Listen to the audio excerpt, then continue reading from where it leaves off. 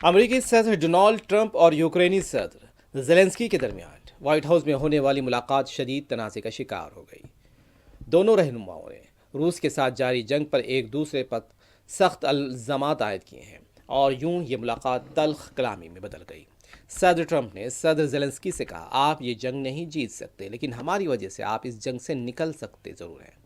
اگر آپ کی فوج کے پاس ہمارا دیا ہوا فوجی ساز و سامان نہیں ہوتا تو یہ جنگ 2 ہفتوں سے زیادہ نہیں چل سکتی تھی۔ اور اس موقع پر دونوں شخصیات نے میڈیا نمائندوں کے سامنے بات چیت کی، تاہم یوکرینی صدر کی امریکی صدر اور نائب صدر سے تکرار ہوتی رہی۔ صدر ٹرمپ نے کہا، کیا آپ نے ایک بار بھی امریکہ کا شکریہ ادا کیا؟